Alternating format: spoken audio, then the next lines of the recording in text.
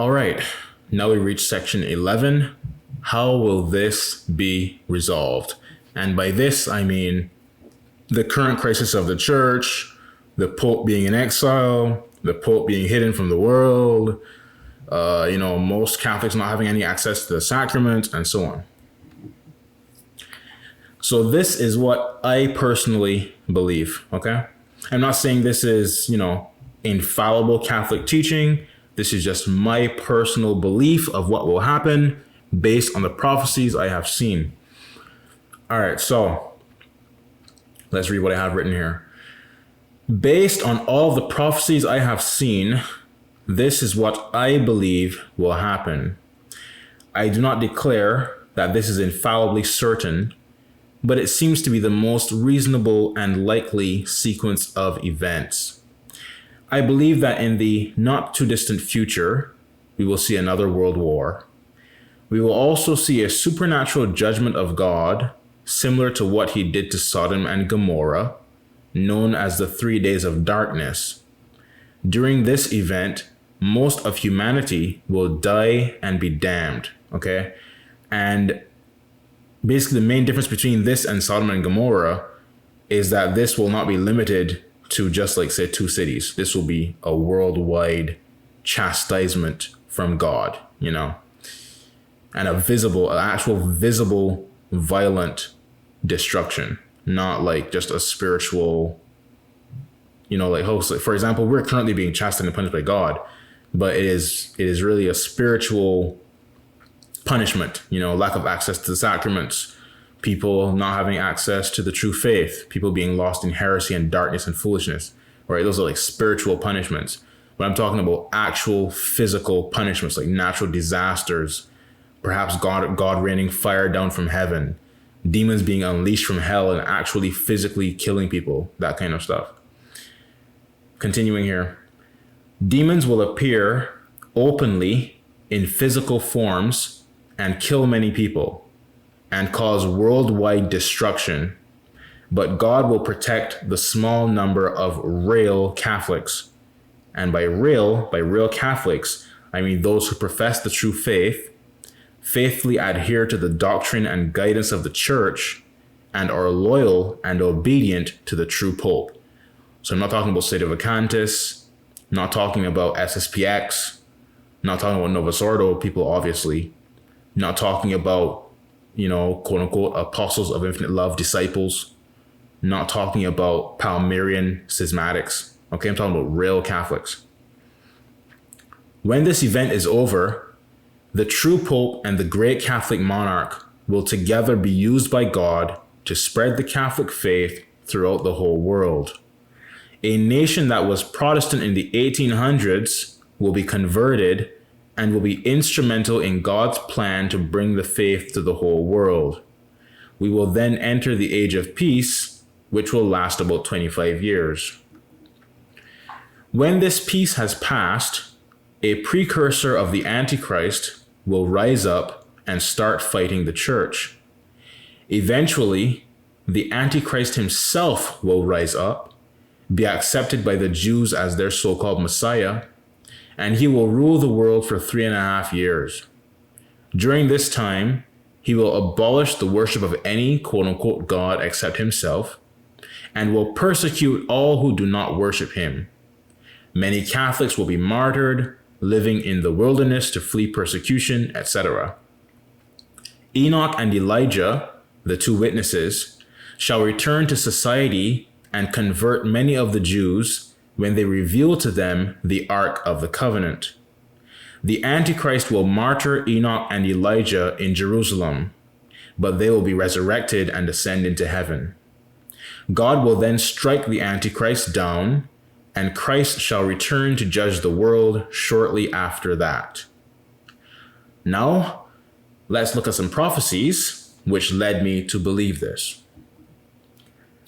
First, the subject is the falling away and return of England. Saint Edward, who died in 1066, prophesied that England would one day lose the Catholic faith, which happened with the apostasy of Henry VIII, who formed the Anglican sect. But that it would one day return to the Catholic Church, which has not happened yet, right? Here's a quote. The extreme corruption and wickedness of the English nation has provoked the just anger of God.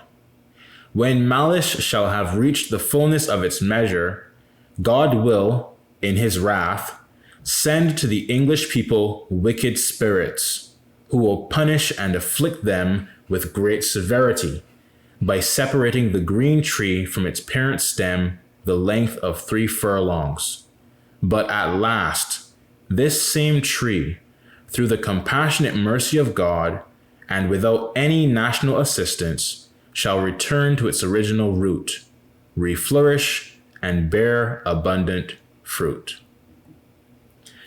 This prophecy shows that just as there was the prophesied apostasy of the Reformation, there will be the prophesied return to unity of the Restoration, right? So England was prophesied to fall away from the Catholic faith, but also prophesied to return to the church after. Blessed Anna Maria Taiji, who died in 1837 AD, prophesied of the 3 days of darkness, great wars, the supernatural designation of a cardinal as pope, and the return of England to the church. I just want to read this part again. Hold on.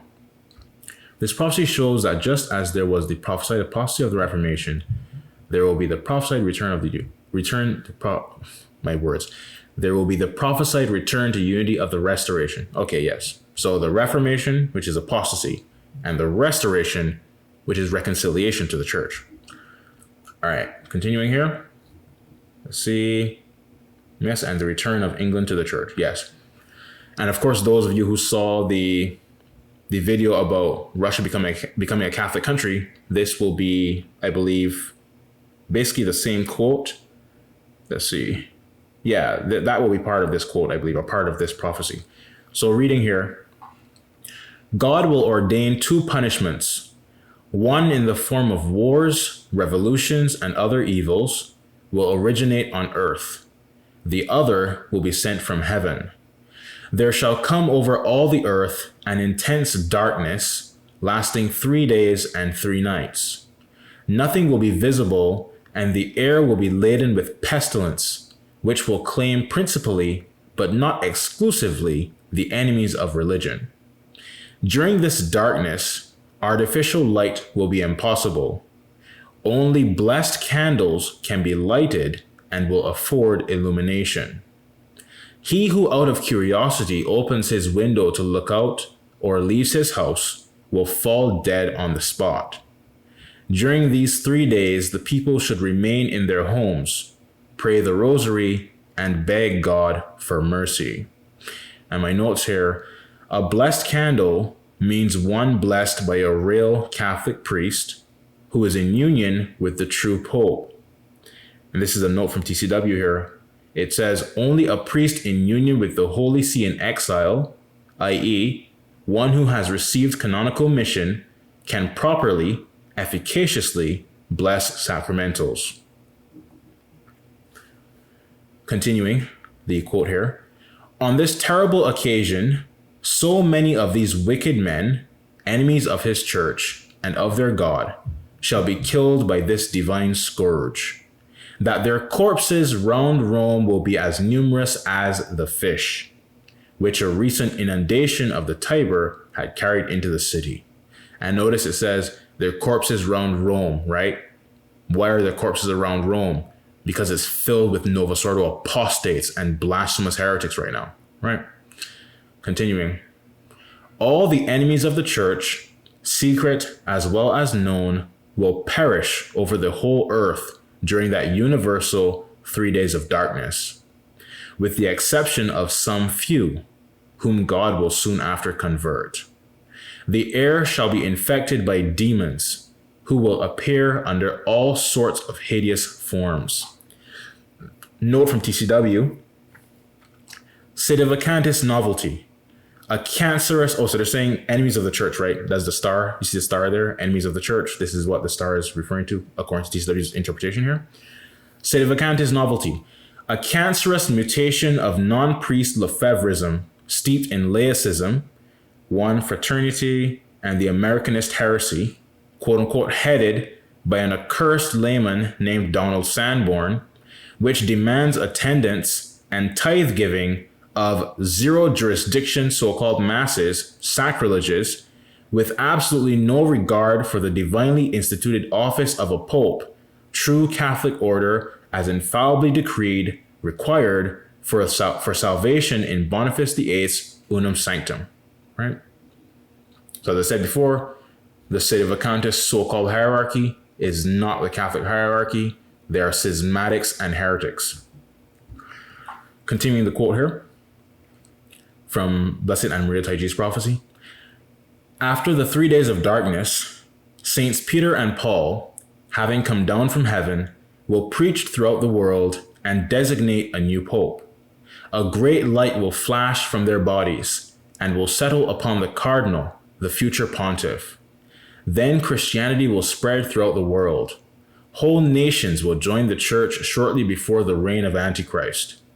These conversions will be amazing. Those who shall survive shall have to conduct themselves well. There shall be innumerable conversions of heretics who will return to the bosom of the church. All will note the edifying conduct of their lives, as well as that of all other Catholics. Russia, England, and China will come into the church.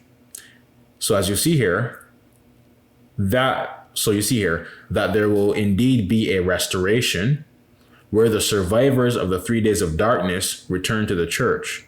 Entire nations will convert, and England is one such nation, just as St. Edward prophesied. Antipope Benedict XVI was German, as you would know, and there's a prophecy which speaks of a German antipope, the true pope being restored by a French king, and England being freed from heresy by a great monarch, who will be the last king of England. Obviously, this hasn't all happened yet, but we have had a German antipope. Okay. Quote here from the prophecy from Merlin, 7th century. There will come a German antipope. Italy and Germany will be sorely troubled. A French king will restore the true pope. After destruction of England by 7 kings, there shall come a dreadful dead man, and with him a royal great monarch of the best blood in the world, and he shall set England on the right way, and put out all heresies. He shall be the last king over England.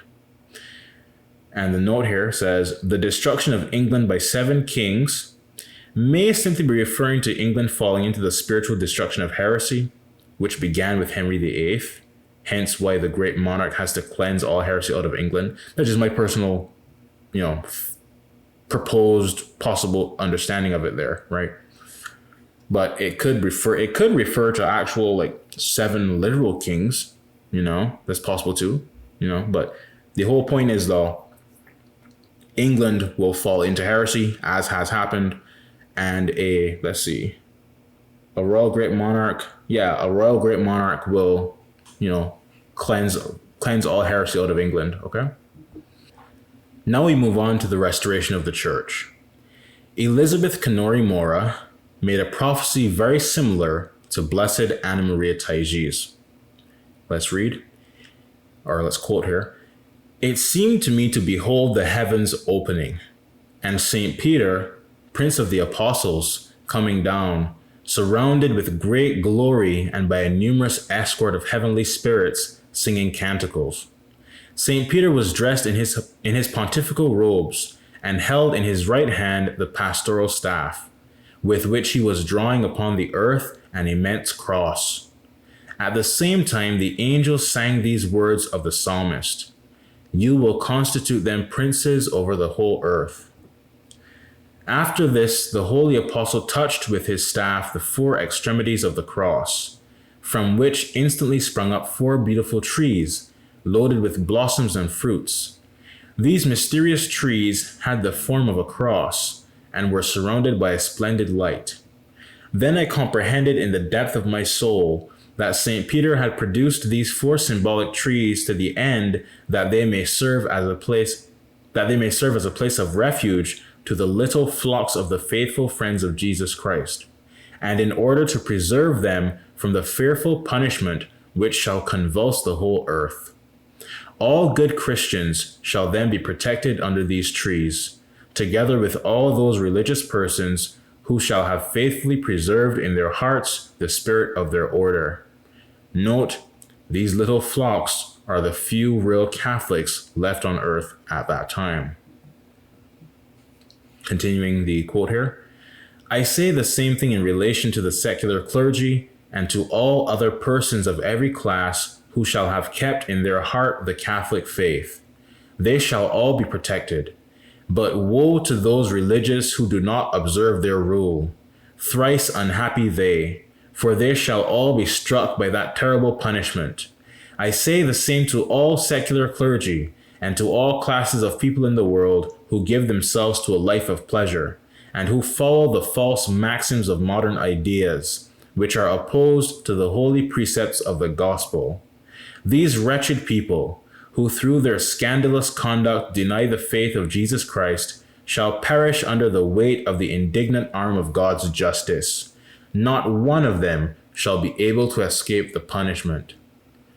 I beheld these good Christians, who had sought a refuge under those mysterious trees, in the form of beautiful lambs confided to the care and vigilance of St. Peter, their good shepherd, testifying to him the most humble and most respectful obedience. As soon as St. Peter, the prince of the apostles, had gathered the flock of Jesus in a place of safety, he reascended into heaven, accompanied by legions of angels. Scarcely had they disappeared when the sky was covered with clouds so dense and dismal that it was impossible to look at them without dismay. On a sudden, there burst out such a terrible and violent wind that its noise seemed like the roars of furious lions.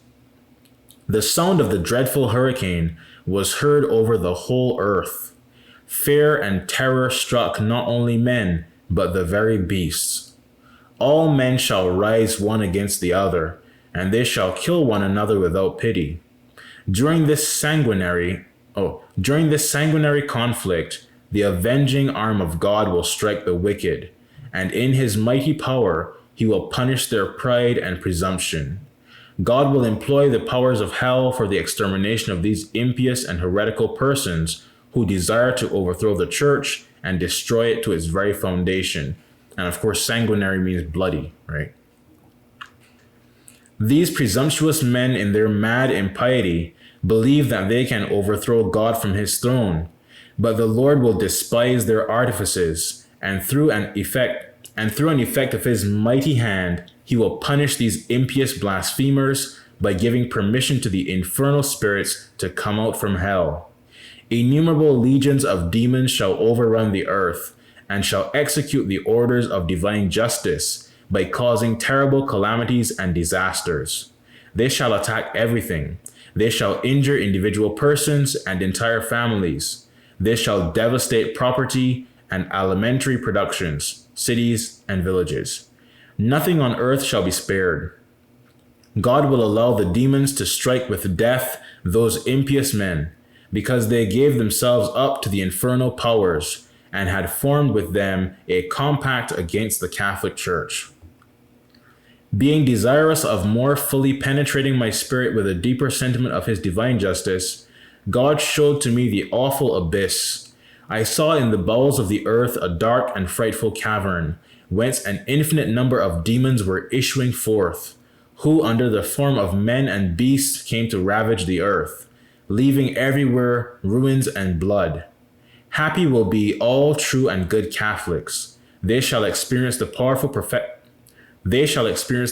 protection of the holy apostles St. Peter and St. Paul, who will watch over them, lest they may be injured either in their persons or their property. And I want to mention here, when it says, basically these wicked people will be tormented and destroyed by these demons who they actually made compacts and agreements with, this is like Freemasons, right? They literally worship the devil as if he's their God, right?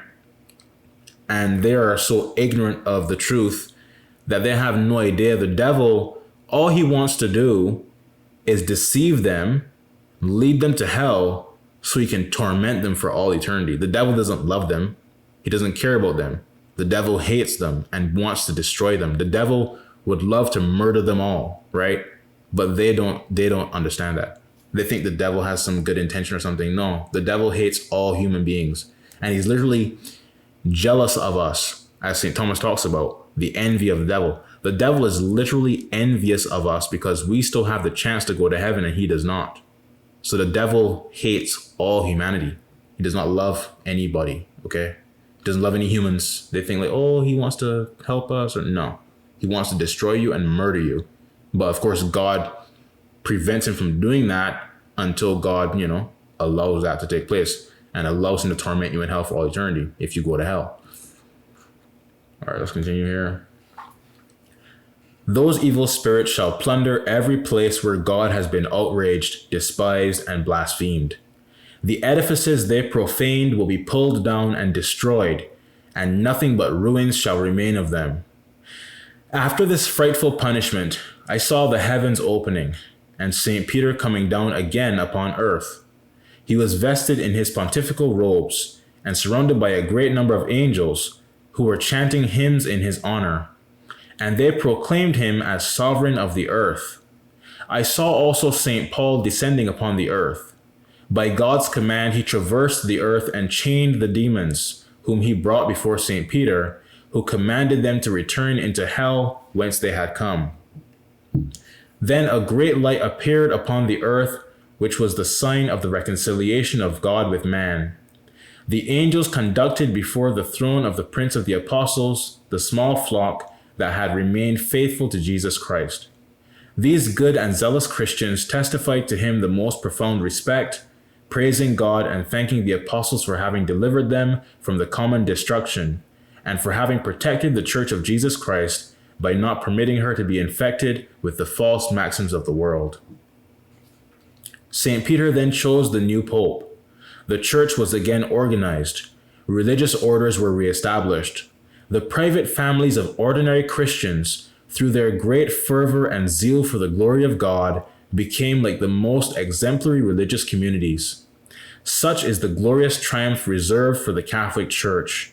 She shall be praised, honored, and esteemed by all men. All men shall become Catholics, and shall acknowledge the Pope as vicar of Jesus Christ. End quote. Note, she says the church was again organized. Why? Because right now the church is in a state of ruin, invisible, catacombs, and of course, her hierarchy does not have the proper public influence, presence, and organizational powers it once had. The Pope is living like a fugitive, and most Catholics have no access to the sacraments and have their religious lives only at home. Anne Catherine Emmerich also prophesied of the restoration of the church after this crisis. Quote, I saw the fatal consequences of this counterfeit church. I saw it increase.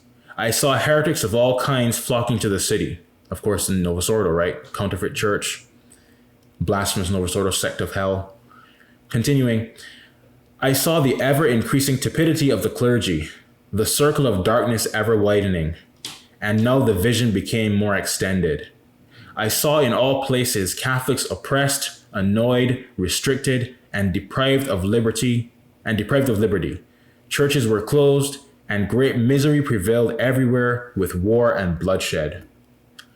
I saw rude, ignorant people offering violent resistance, but this state of things lasted not long. Again, I saw in vision St. Peter's undermined according to a plan devised by the secret sect, whilst at the same time it was damaged by storms. But it was delivered at the moment of greatest distress. Again, I saw the Blessed Virgin extending her mantle over it.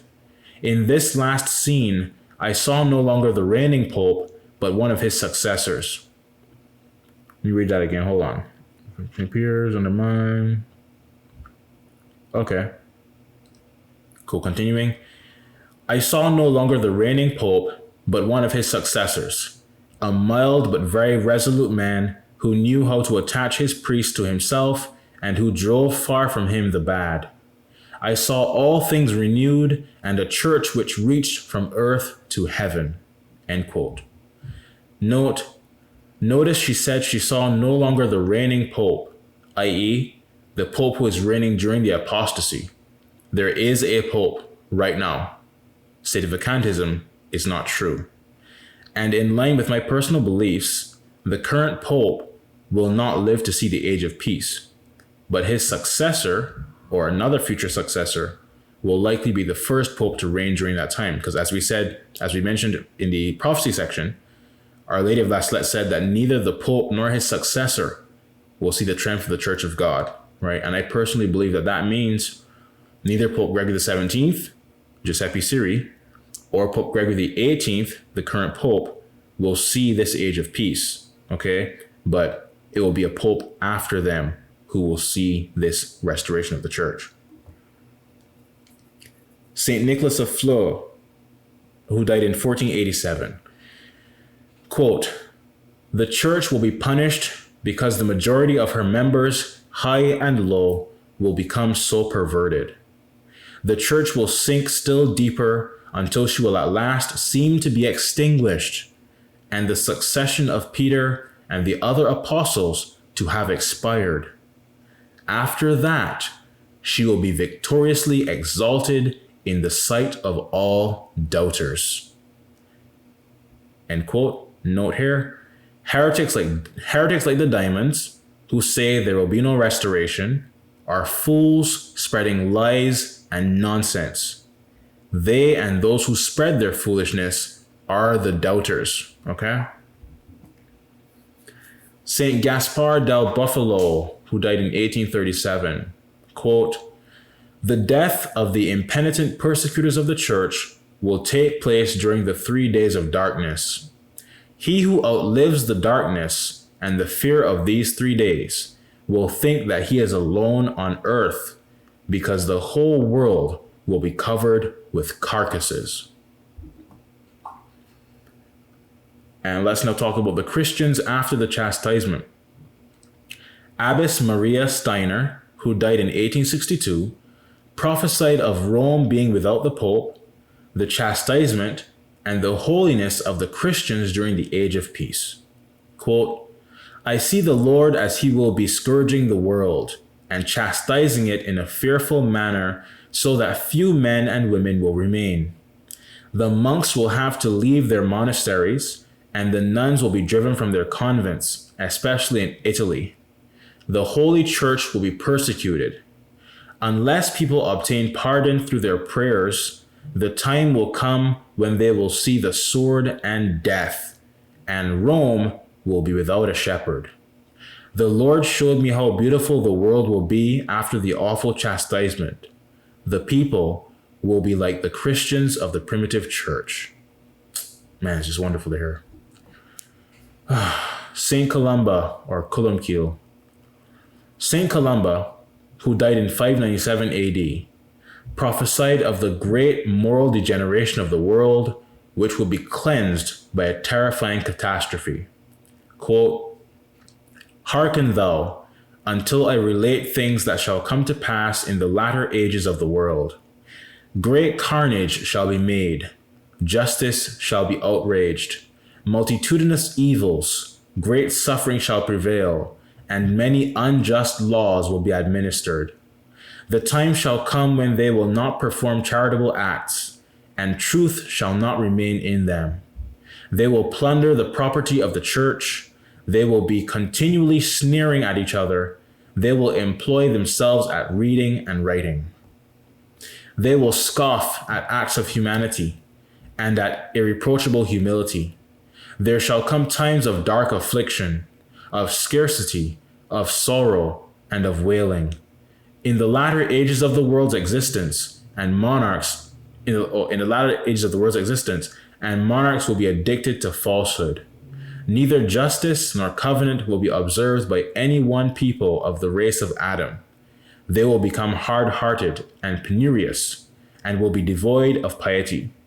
The clergy will become fosterers in consequence of the tidings of wretchedness. that will reach them. Churches shall be held in bondage, i.e., become private property, by the all-powerful men of the day. And you know, when St. Columba said there that, let me see, oh, they will scoff at irreproachable humility, right? I know a Catholic who basically he went to the gym one time and he met someone that he knew before he had converted to the Catholic faith. And he had actually cut his hair. So his hair was like short and he used to have longer hair before. And he told the person that he cut his hair because it was like a source of pride for him. And the person was just like, whatever, you know, that kind of thing. And that is like exactly what St. Columba's talking about here. Like people, many of them, you know, care nothing about humility. You know, the whole world is obsessed with pride, you know, like say like, you know, Instagram and all that stuff. Like, oh, how many likes do I have? How good does my picture look? How many views do I have? All, you know, it's like the whole world is just obsessed with pride and self-love. So humility is like almost the furthest thing away from their thoughts, you know, and they even scoff at it, many of them. Continuing this quote here. Judges will administer injustice under the sanction of powerful, outrageous kings. The common people will adopt false principles. Oh, how lamentable shall be their position. Doctors of science shall have cause to murmur. They will become niggardly in spirit. The aged will mourn in deep sorrow on account of the woeful times that shall prevail. Cemeteries shall become all red, dug up, in consequence of the wrath that will follow sinners. Wars and contentions shall rage in the bosom of every family. Excellent men shall be steeped in poverty. The people will become inhospitable to their guests. The voice of the parasite will be more agreeable to them than the melody of the harp touched by the sage's finger. In consequence of the general prevalence of sinful practices, humility shall produce no fruit. The professors of science shall not be rewarded. Amiability shall not characterize the people. Prosperity and hospitality shall not exist, but niggardliness and destitution will assume their place. The changes of seasons shall produce only half their verdure. The regular festivals of the church will not be observed. All classes of men shall be filled with hatred and enmity towards each other. The people will not associate affectionately with each other during the great festivals of the seasons. They will live devoid of justice and rectitude, up from the youth of tender age to the aged. The clergy shall be led into error by the misinterpretation of their reading. The relics of the saints will be considered powerless. Every race of mankind will become wicked. And that is exactly what's happening right now, right? The entire world is completely wicked, right? Young women will become unblushing, and aged people will be of irascible temper. The kind will seldom be productive, as of old. Lords will become murderers. Young people will decline in vigor. They will despise those who shall have hoary hair. There shall be no standard by which morals may be regulated, and marriages will be solemnized without witnesses. Troublous shall be the latter ages of the world. The dispositions of the generality of men I will point out, from the time they shall abandon hospitable habits. With the view of winning honor for themselves, they will hold each other as objects for ridicule. Let me see if hold on. Troublous shall be the latter ages of the world. The dispositions of the generality of men I will point out, from the time they shall abandon hospitable habits. With the view of winning honor for themselves, they will hold each other as objects for ridicule. The possessors of abundance shall fall through the multiplicity of their falsehoods. Covetousness shall take possession of every glutton, and when satiated, their arrogance will know no bounds. Between the mother and daughter, anger and bitter sarcasms shall continually exist.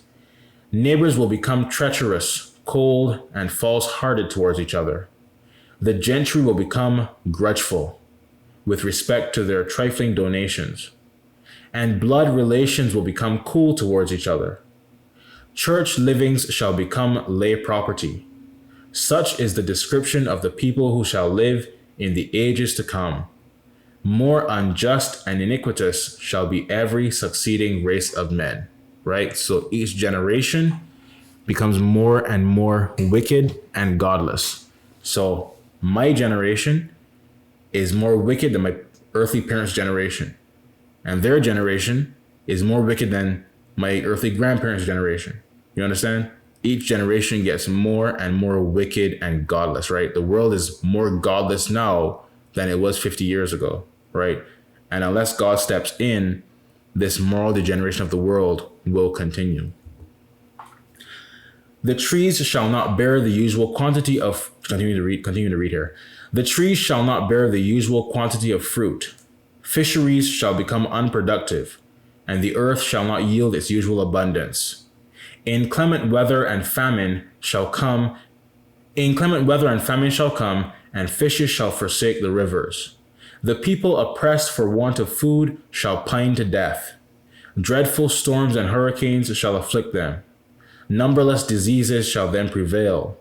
Fortifications shall be built narrow during those times of dreadful danger. Then a great event shall happen. I fail not to notice it. Rectitude shall be its specious motive.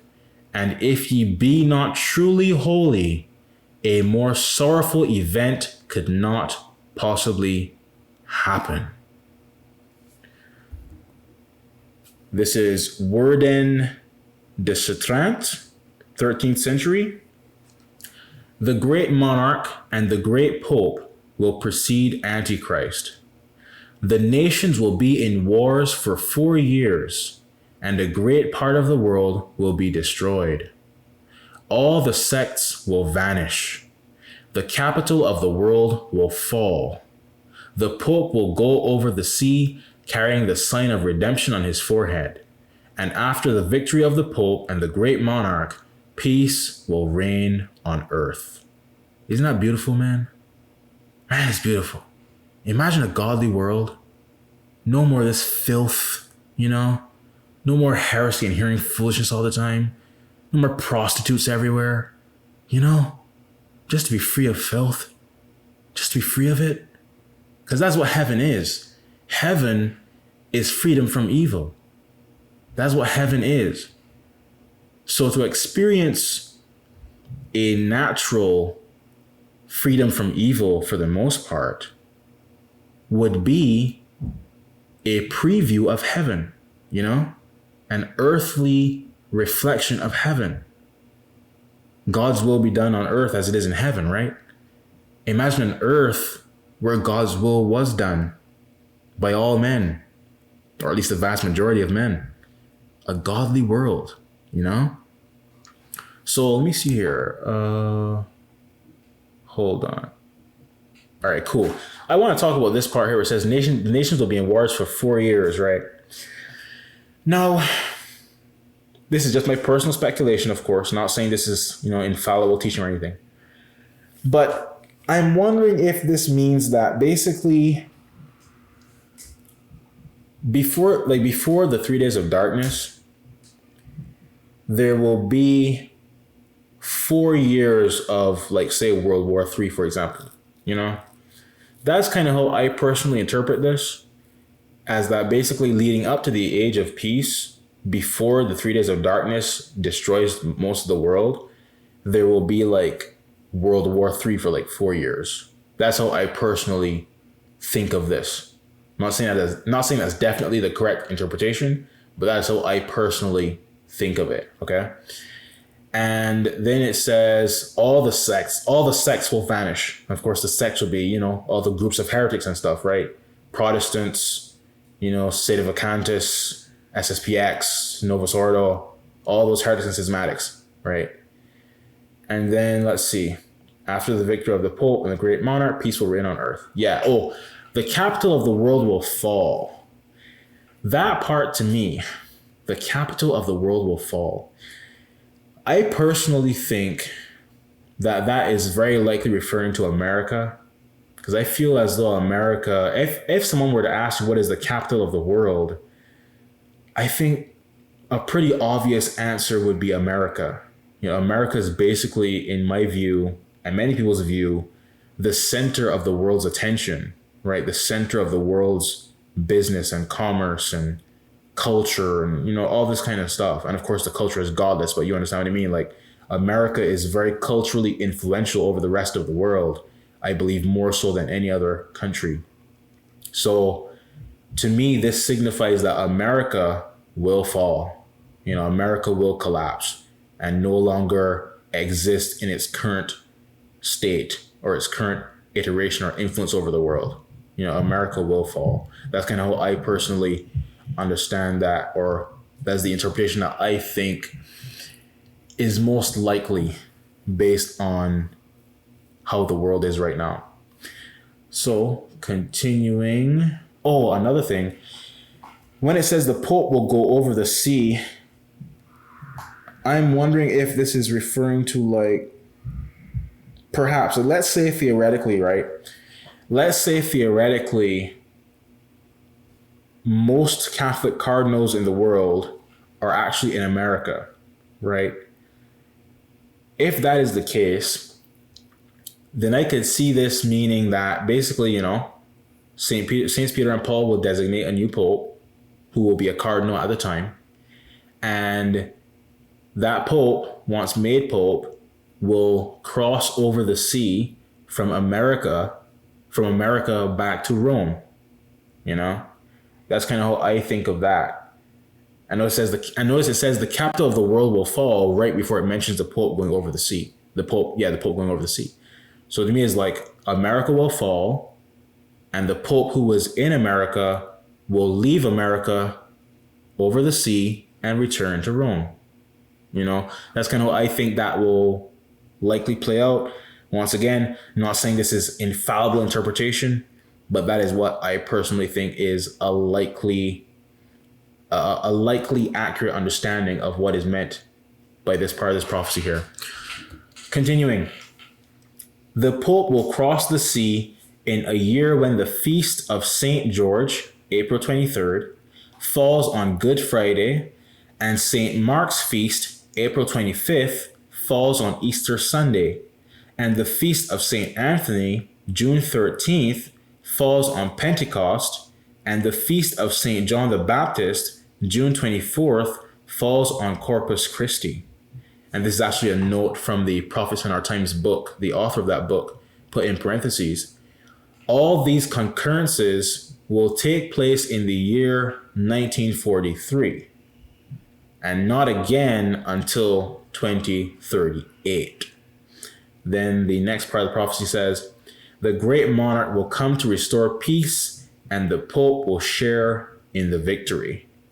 And the note here says, someone told me, it was actually a sedevacantist so-called priest who told me this. He told me that if the Novosordo cult changes their Easter date to the same as the Eastern so-called Orthodox heretics and schismatics, to the same as their date, then these concurrences will take place in 2028. I'm not sure if that's accurate or not. That's what he told me. I just figured I'd share it here. I didn't actually sit down and do all these calculations and stuff like that, but that is what he posited as a possible thing as well. So,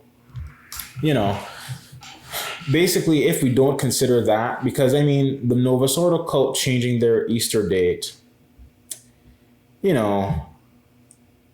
I can see how, although of course it wouldn't be a true change, prophecy sometimes speaks in a very cryptic sense. And so it might not mean that the day of Easter literally, truly is on that day, but it could be referring to the fact that, most people's understanding of when Easter is, due to the Novosordo changing, or attempting to change the date of Easter, would, cause it to fall on a certain day, or, that kind of thing. Basically, it could be referring to most people's understanding of when Easter is, as opposed to the true date of Easter itself. So because prophecy is so cryptic, I could see either interpretation being possible. But if we don't factor in that, right, what the sedevacantist so-called priest said, then according to the Prophets in Our Times book, which you can read online, and I actually have a physical copy of it. Of course, the year 1943 has already passed, so the 3 days of darkness did not take place in that year, or even the Pope returning to Rome or anything like that. It didn't take place in 1943.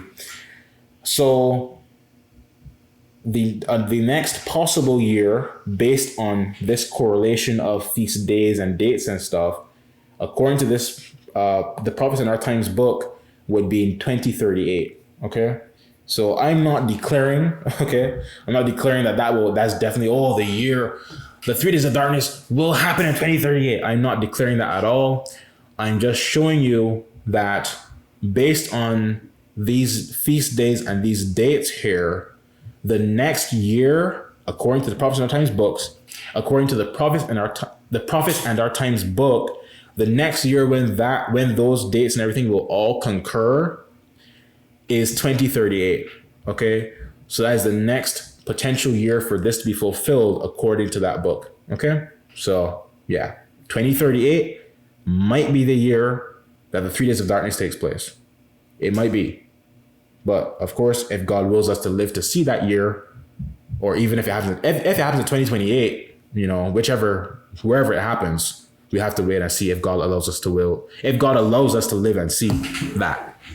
But to me, 2028 would be very, very interesting. It would make a lot of sense because it would be exactly 70 years since the Vatican was overtaken by Freemasons and infiltrators. And of course, Israel in the Old Testament was in the Babylonian captivity for 70 years, right? So it would be very interesting if they were in Babylonian captivity for 70 years, and then we as the church in the New Testament are basically under Babylonian captivity for 70 years as well, you see? So that'd be pretty interesting to me if it was 2028, but it could be 2038 as well. God willing, if God wills us to live to see, we'll have to see when it happens. Saint Bridget of Sweden, 14th century. The Son of Man, the parvenu of the sea, shall be most invincible in war, and shall subdue all Germany. The great house, German Empire. I think that's actually a question mark from the author of the Prophets in Our Times book, right? The great house, German Empire, shall almost be pulled down. At last, the eagle will come from the north to the west, and shall, together with her children, be surrounded by the towers of Spain, and they will raise Germany up again. The eagle will also invade Mahometan countries, and will carry the admirable sign in the land of promise, Palestine. Peace and abundance shall return to the world. This most unhappy war shall end when an emperor of Spanish origin will be elected, who will, in a wonderful manner, be victorious through the sign of the cross. He shall destroy the Jewish and the Mahometan sects. He will restore the church of Santa Sophia in Constantinople, and all the earth shall enjoy peace and prosperity, and new cities will be erected in many places. Note, Europe's royal families are pretty much all related to each other in some way, due to the many arranged marriages throughout history and so on.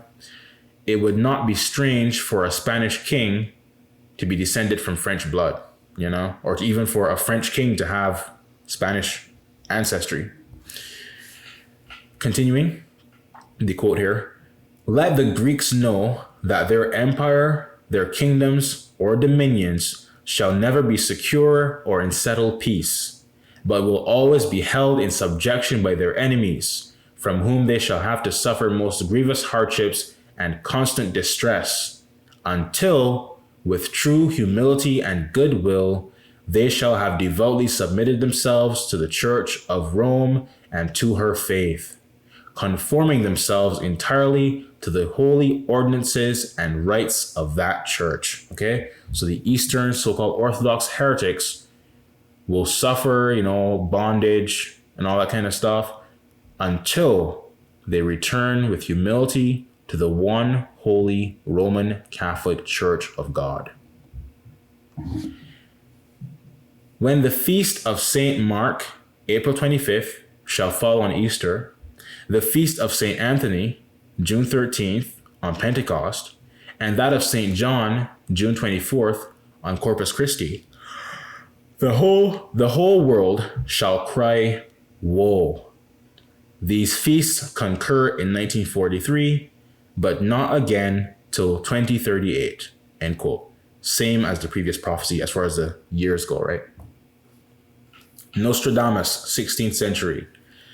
When St. George's Day falls on Good Friday, when St. Mark's falls on Easter, when St. John's falls on Corpus Christi, then the end of the war will arrive. 1943 is one such year. The next will be 2038. Hold on.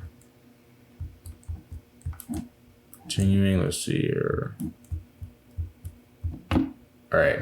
Pope Pius IX, quote, "We expect that the Immaculate Virgin and Mother of God, Mary, through her most powerful intercession, will bring it about that our Holy Mother, the Catholic Church, after removal of all obstacles and overcoming of all errors, will gain an influence from day to day among all nations and in all places, prosper and rule from ocean to ocean, from the great stream to the ends of the earth, that she will enjoy peace and liberty, that all erring souls will return to the path of truth and justice, that all erring souls will return to the path of truth and justice after the darkness of their minds has been dispelled, and that there will be then one fold and one shepherd," end quote. Note, once again, an age of worldwide Catholic peace, right? You see this theme in many prophecies. Continuing the quote here from Pope Pius IX, "Since the whole world is against God and his church, it is evident that he has reserved the victory over his enemies to himself. This will be more obvious when it is considered that the root of all our present evils is to be found in the fact that those with talents and vigor crave earthly pleasures, and not only desert God, but repudiate him altogether. Thus it appears they cannot be brought back to God in any other way except through an act that cannot be ascribed to any secondary agency, and thus all will be forced to look to the supernatural and cry out, 'From the Lord is this come to pass, and it is wonderful in our eyes.'" Quote, end quote. Note, I do not believe any human efforts will resolve this current crisis. The situation is so horrible that God himself will have to step in a supernatural way, just as Pope Pius IX talked about right here, right? He's saying, like, the situation is so horrible that the only way to resolve it is in a manner that can only be understood as definitely supernatural. Continuing the quote here, let's see. Yeah.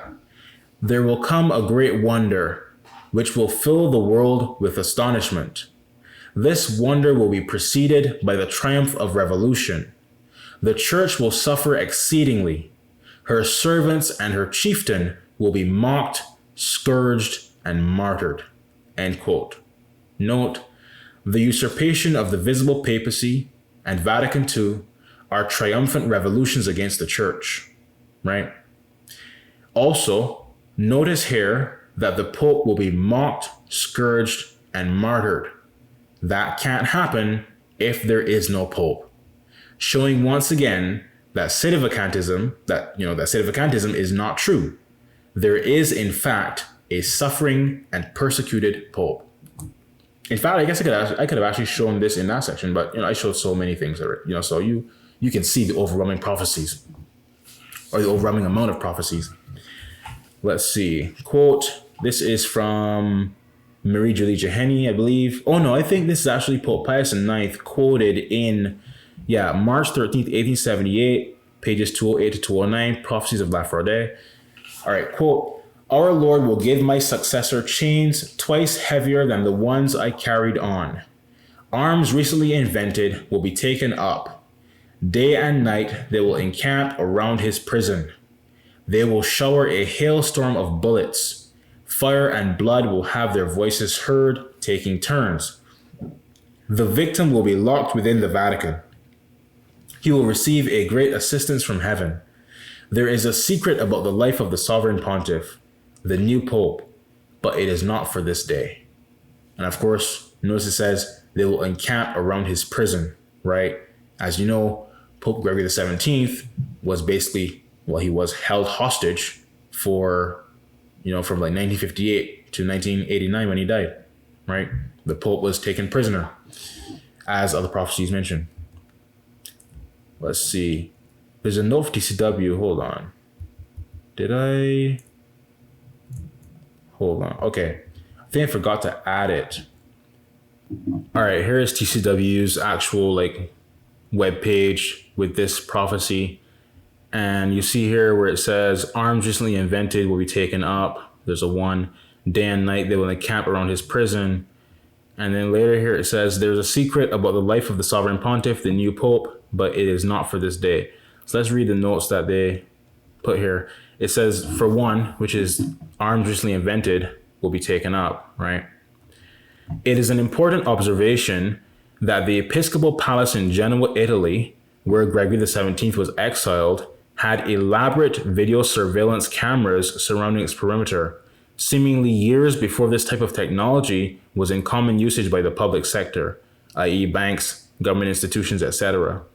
The holy mystic Mary Julie Jeheni, who related many aspects of the hostage pope's hidden papacy, had it revealed to her the means by which the enemy would achieve its stealthy incarceration, sede impediti, of Christ's vicar. Arms recently invented will be taken up. Day and night they will encamp around his prison.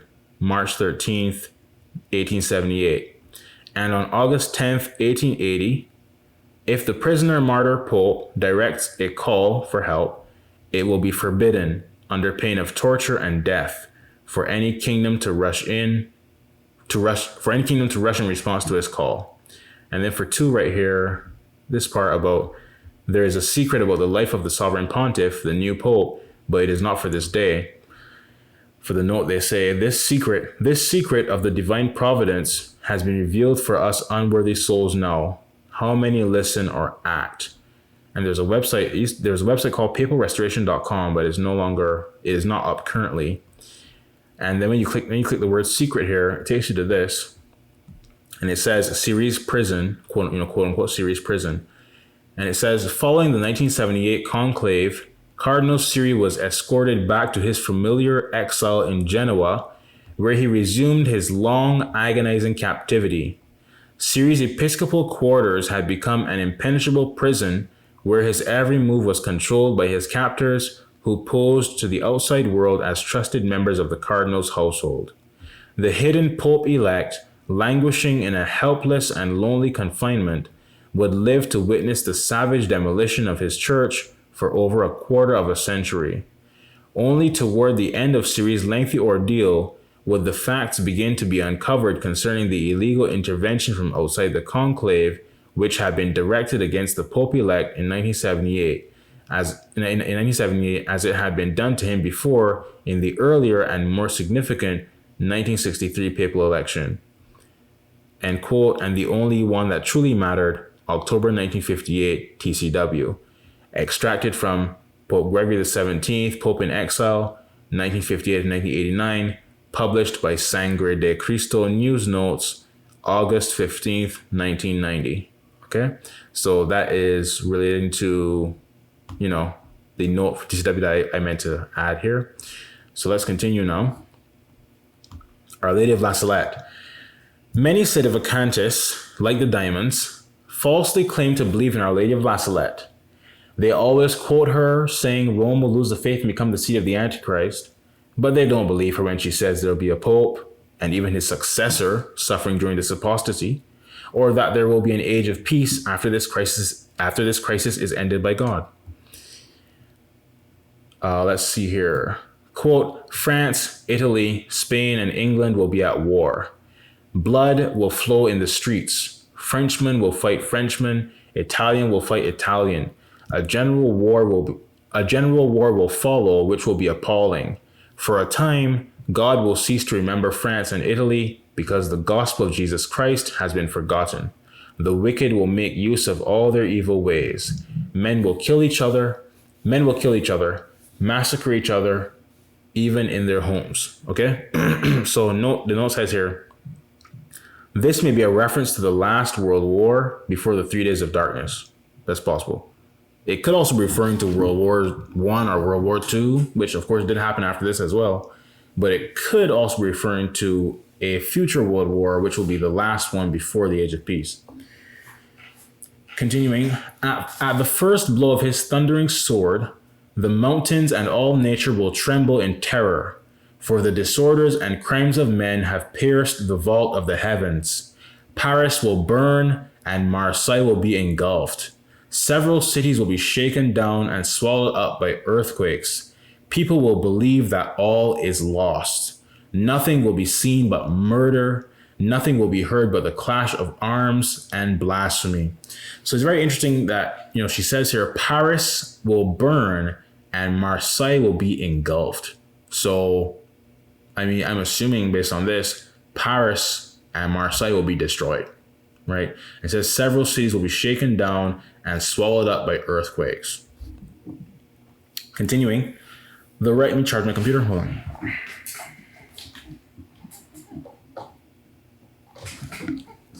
I'm drinking some water.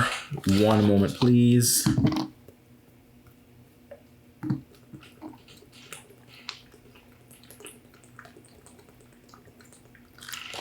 All right. The righteous will suffer greatly. Continue reading here. The righteous will suffer greatly. Their prayers, their penances, and their tears will rise up to heaven, and all of God's people will beg for forgiveness and mercy and will plead for my help and intercession. And then Jesus Christ, in an act of his justice and his great mercy, will command his angels to have all his enemies put to death. Suddenly, the persecutors of the church of Jesus Christ and all those given over to sin will perish, and the earth will become desert-like, right? Just like the 3 days of darkness prophecies we talked about. And then peace will be made, and man will be reconciled with God. Jesus Christ will be served, worshipped, and glorified. Charity will flourish everywhere. The new kings will be the right arm of the Holy Church, which will be strong, humble, and pious in its poor but fervent imitation of the virtues of Jesus Christ. The gospel will be preached everywhere, and mankind will make great progress in its faith. For there will be unity among the workers of Jesus Christ, and man will live in fear of God. End quote there. Note, the diamonds say this quote-unquote peace is nothing more than the ending of world war, but not a worldwide Catholic peace. Even when the world wars ended, most people on earth are still pagans, heretics, and infidels. God is not glorified, nor is charity flourishing everywhere.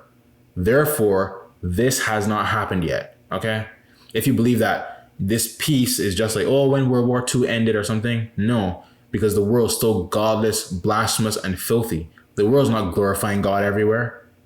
That's not happening. That has not happened yet. Therefore, this prophecy has not yet been fulfilled. Continuing with the prophecy here. This peace among men will be short-lived. 25 years of plentiful harvests will make them forget that the sins of men are the cause of all the troubles on this earth. Then we go to Maximin here. Sorry, I'm chewing some gum. Maximin of La Salette's Secret gives us even more undeniable proof that the peace Our Lady spoke of is indeed worldwide conversion to the Catholic faith.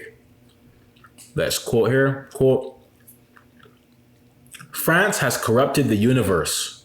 One day it will be punished. The faith will die out in France. 3/4 of France will not practice religion anymore, or almost no more. The other part will practice it without really practicing it. And you know something, I'd like to actually research. You see, he says 3/4 of France will not practice religion anymore. Let me see what percentage of France today claims to be Catholic. That's kind of interesting, right? Let me see. All right, let me type what percentage of France. Of course, you gotta type is Catholic in order for Google to well, that's generally what you would put because they think they're Catholic, right? Okay, so it says estimates of the proportion of Catholics in 2020 range between 47% and 88% of France's population, with the higher figure including lapsed Catholics and quote unquote Catholic atheists, which is just impossible. People are just idiots. The Catholic Church in France is organized in 98 dioceses. Okay. So you're saying, I guess there are 47%, between 47% and 88%. Let's see. Yeah. So it would have to be even a lower percentage in order to perfectly match what's said here. You see, because it says 3/4 of France, which is 75%. You know, if you want to get technical as far as percentages go. But of course, though, I mean, at the same time, those numbers might include people who say that they're Catholic, but they don't even go to so-called mass, you know? So when the prophecy says here, many people, you know, they'll practice it without really practicing it. It might be referring to people who actually go to so-called mass, but then live wicked lives and stuff like that, you know, and don't actually have the true faith, of course. So that would be let's say, for example, right? Let's say in France right now, 47% of people claim to be Catholic, right? And then out of that 47%, only let's say 25% actually go to a so-called mass every Sunday. They could be the ones that are being spoken about here. You know what I mean? So yeah, but of course prophecy, of course, does have that kind of cryptic aspect to it where it might not be, you know, easily understood in definitive quantifiable metrics, you know? But anyways, so it says here, France has corrupted the universe. One day it will be punished. The faith will die out in France. 3/4 of France will not practice religion anymore, or almost no more. The other part will practice it without really practicing it. Then, after that, nations will convert. The faith will be rekindled everywhere. A great country, now Protestant, in the north of Europe will be converted. By the support of this country, all the other nations of the world will be converted. End quote. Note, you see here that a Protestant nation will convert and be used by God to convert the other nations of the world. Okay. Therefore, the Diamond's opinion about, the peace after the World War, no, that's not consistent at all. Right? It actually, Our Lady of Vasled is actually talking about the world converting to the Catholic faith and becoming a godly world for a period of time. That's what she's talking about. Not talking about some peace after World War II and all that kind of stuff. That's not what she's talking about at all. And that is clearly not what Maximin is talking about, because there is no Protestant nation that converted after, say, World War II, and then God used it to spread the faith across the world. That has not happened, okay? Not happened yet. Continuing, I think more Maximin. Before all that arrives, great disorders will arrive in the church and everywhere. Then after that, our Holy Father the Pope will be persecuted. His successor will be a pontiff that nobody expects. Then, after that, a great peace will come, but it will not last a long time. A monster will come to disturb it. All that I tell you here will arrive in the other century. At the latest, in the year 2000. Okay, so this is Maximin's secret, yes, from Our Lady of Bachelet, right? So she's talking about the world actually converting and becoming a Catholic world. And let's see here. We've already covered. Yeah. Oh, when it says a monster will come to disturb the age of peace, I think based on Our Lady of Bachelet, that is likely referring to the precursor to the Antichrist, right? And once again, at all that I tell you here will arrive in the other century, at the latest in the year 2000. And of course, we are currently in the 2000s, right? So, all right, let's now move on to the return of Enoch and Elijah. Finally, I want to mention that pretty much all people who deny that there will be an age of peace deny that Enoch and Elijah from the Bible will literally return in person to fight against the Antichrist. Such a belief, according to St. Robert Bellarmine, is either heresy or an error close to heresy. Enoch and Elijah never died, and they are the two witnesses who the Antichrist will martyr in Jerusalem. And here is St. Robert Bellarmine on this subject. Quote, a third proof that the Antichrist has not yet come is taken from the arrival of Enoch and Elijah, who are still living and do so for the purpose that they might oppose the arrival of Antichrist, preserve the elect in the faith of Christ, and finally convert the Jews. It is certain that this still has not been fulfilled. There are 4 scriptures on this matter. The first from Malach 4, behold, I will send the prophet Elijah to you before the great day of the Lord will come, and convert the hearts of the fathers toward the sons, and the hearts of the sons to their fathers. The second from Ecclesiastes, let me see. I don't know if it's Ecclesiastes or Ecclesiasticus. Okay. Is either Ecclesiastes or Ecclesiasticus. In fact, let me check right now. Hold on. Ecclesiastes or Ecclesiasticus? I think it's probably Ecclesiastes, right? Ecclesiastes 68. Let's see. Well, it doesn't seem to be a 68. Is Ecclesiastes? Oh, it's probably Ecclesiasticus then. Ecclesiasticus. Yeah, the book of Sirach. Is there a 68 though? Let me see. Is there Sirach 68? It can't be, right? I see a Psalm 68. Hold on. All right, so I found it. It's actually Ecclesiasticus 48, not 68. So there's a typo in this book. This book that I have here is the translation by Ryan Grant of De Controversiis, Thomas 1 on the Roman Pontiff by St. Robert Bellarmine, right? So there's a typo there. It should say Ecclesiasticus 48, not 68. But you see it here where it says, who was taken up in a whirlwind of fire, in a chariot of fiery horses, who are registered in the judgments of times to appease the wrath of the Lord, to reconcile the heart of the Father to the Son, and to restore the tribes of Jacob. Okay? So we see here from St. Robert Bellarmine, the quote, he says, there are 4 scriptures on this matter. The first from Malach 4, behold, I will send the prophet Elijah to you before the great day of the Lord will come, and convert the hearts of the fathers toward the sons, and the hearts of the sons to their fathers.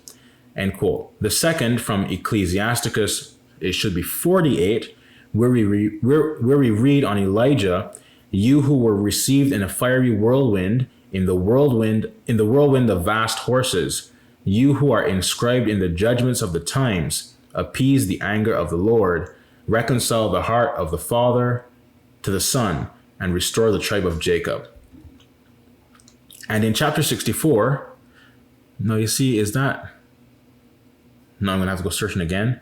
Chapters. Is there a Sirach 64? Let me see. Is there a Sirach 64? Let me see. I'm not seeing a Sirach 64.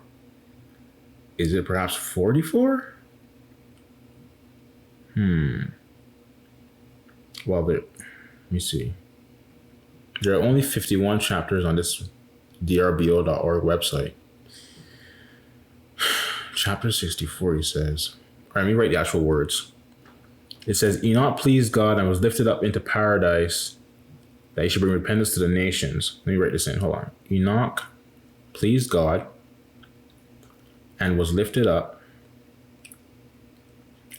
into paradise. Sirach. Let me see if Sirach. Oh, it says Sirach 44. Yeah. 44:16. So hold on. So I did not see that just now. All right. Sirach 44:16. It says, let me see. On my phone, it says, Enoch pleased God and was translated into paradise, that he may give repentance to the nations. Okay, yeah. So, and in chapter, should say 44. I don't know why he put 68 and 64. It should be 48 and 44. But it's kind of weird to make that same, it's weird to make the same mistake twice, right? But anyways, and in chapter 44 of Sirach or Ecclesiasticus, Enoch pleased God and was lifted up into paradise, that he should bring repentance to the nations. And let me just confirm that the book I have does have that typo or error twice by Ryan Grant here. Book 3, chapter 6. Hold on. Let me see. Book 3, chapter 6. Yeah, right here. Let me see. And in chapter, it says 64. Yeah. So it says 68 and then 64, right? Let me see. Yeah. But it should say 48 and 44. Anyways, continuing. And in chapter 44, Enoch pleased God and was lifted up into paradise, that he should bring repentance to the nations. Third, from Matthew 17, Elijah is going to come and will restore all things. Fourth, from the Apocalypse 11, I will give my 2 witnesses, and they will prophesy for 1,260 days.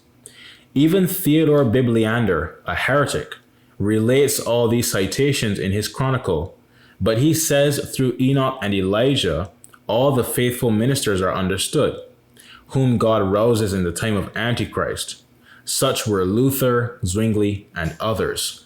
See if I added the Bibliander part, the quote. Yeah, I put the a heretic notation there, or a note there. Continuing.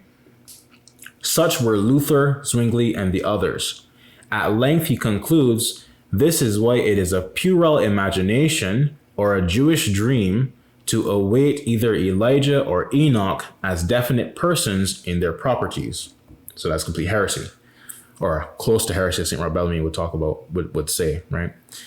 Continuing, now it does not seem to be a puerile imagination to us, but a very true teaching that Enoch and Elijah are going to come in their own persons, and the contrary is either heresy or an error proximate to heresy.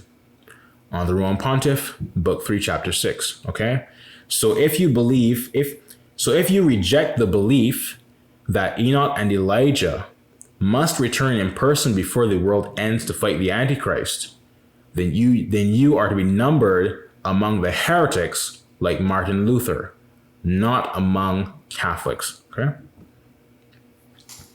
And the next section will be section 12, covering what should you do. Basically, know that you have this knowledge, know that God has granted you this understanding of the church's true teaching and knowledge of the true papacy. What steps or actions should you employ in your life?